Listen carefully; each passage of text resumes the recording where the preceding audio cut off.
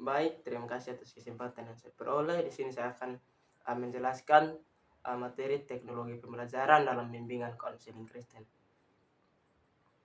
Teknologi pembelajaran dalam konteks bimbingan konseling Kristen di era digital ini, teknologi telah menjadi bagian tak terpisahkan dari pendidikan, termasuk dalam bimbingan konseling, dengan pemahaman-pemahaman yang mendalam tentang teknologi pembelajaran.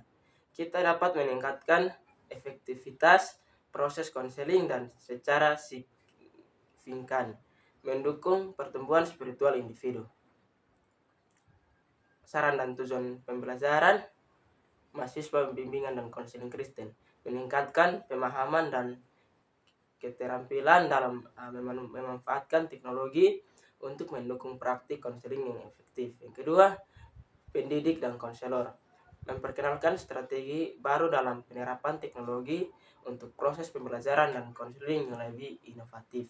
Yang ketiga, pihak umum mengeksplorasi hubungan yang dinamis antara kemajuan teknologi dan prinsip-prinsip pendidikan dalam konsep Kristen. Sasaran utama dalam presentasi ini adalah untuk membekali audiens dengan pengetahuan dan wawasan yang relevan mengenai integrasi teknologi dan bimbingan konseling Kristen. Kami berharap dapat memperkaya pemahaman Anda tentang teknologi dan menjadi alat yang kuat untuk mendukung pertumbuhan spiritual dan pribadi.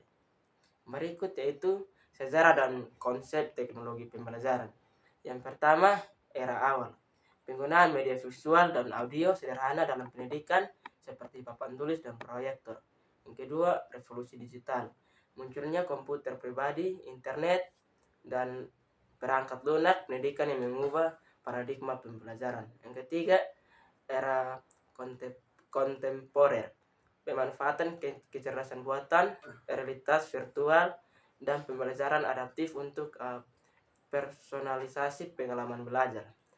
Perkembangan teknologi pembelajaran telah melalui perjalanan panjang dari penggunaan media sederhana sehingga integrasi teknologi canggih seperti kecerdasan buatan. Memahami sejarah ini membantu kita menghargai evolusi konsep dan paradigma teknologi pembelajaran yang kini berfokus pada pengalaman belajar yang lebih efektif dan personal. Konsep dasar teknologi pembelajaran mencakup desain, pengembangan, pemanfaatan, pengelolaan, dan evaluasi proses dan sumber belajar. Paradigma teknologi pembelajaran terus berkembang, beradaptasi dengan kebutuhan dan tantangan pendidikan setiap zaman. Berikut yaitu kawasan dan landasan filosofis teknologi pembelajaran. Kawasan teknologi pembelajaran. Pertama, desain pembelajaran. Yang kedua, pengembangan media. Yang ketiga, memanfaatkan teknologi. Yang keempat, manajemen pembelajaran. Yang kelima, evaluasi program. Landasan filosofis berakar pada berbagai aliran filsafat pendidikan seperti konstruktivisme, behaviorisme, dan kognitivisme yang memengaruhi cara kita merancang dan mengimplementasikan pembelajaran berbasis teknologi. Landasan teoritik didukung oleh teori belajar seperti teori kognitif sosial, teori pemrosesan informasi, dan teori pembelajaran transformatif yang memberikan kerangka kerja untuk memahami bagaimana individu belajar melalui teknologi. Kawasan teknologi pembelajaran mencakup spektrum luas mulai dari desain hingga evaluasi. Setiap kawasan memiliki prinsip dan praktik tersendiri bertujuan untuk mengoptimalkan proses belajar. Pemahaman mendalam tentang landasan filosofis dan teoritik ini sangat penting untuk penerapan teknologi pembelajaran yang efektif, terutama dalam konteks bimbingan dan konseling. Yang berikut yaitu landasan teologis teknologi pembelajaran. Landasan teologis dalam teknologi pembelajaran Kristen menekankan bagaimana nilai-nilai dan ajaran Kristiani dapat diintegrasikan ke dalam penggunaan teknologi. Hal ini mencakup pemanfaatan teknologi sebagai alat untuk menyebarkan Injil, memfasilitasi pertumbuhan spiritual, dan mendukung pelayanan pastoral. Prinsip-prinsip seperti kasih, pelayanan, dan kebijaksanaan harus membimbing pengembangan dalam penerapan teknologi. Tujuannya adalah untuk memastikan bahwa teknologi tidak hanya efisien tetapi juga etis dan selaras dengan misi Kristiani. Yang berikut itu konsep TCPK dalam teknologi pembelajaran. Pertama itu konteks knowledge atau TCK, pengetahuan mendalam tentang materi pelajaran yang akan diajarkan. Yang kedua itu pedagogi, knowledge atau PK, pemahaman tentang metode dan strategi pengajaran yang efektif. Yang ketiga itu teknologi, knowledge atau TK, pemahaman tentang platform teknologi yang relevan untuk pembelajaran. Konsep TCPK adalah kerangka kerja penting dalam menjelaskan jenis pengetahuan yang dibutuhkan seseorang pengajar untuk mengintegrasikan teknologi secara efektif dalam pengajaran. Ini adalah irisan dari 3 domain pengetahuan utama. Ketiga komponen ini saling berinteraksi untuk membentuk dasar bagi pengajaran yang efektif dengan teknologi. Seorang pendidik yang mahir dalam TCPK mampu menggunakan teknologi untuk memperdalam pemahaman konten dan menerapkan strategi pedagogis yang inovatif. Pedagogi, siberogi, dan heutagogi.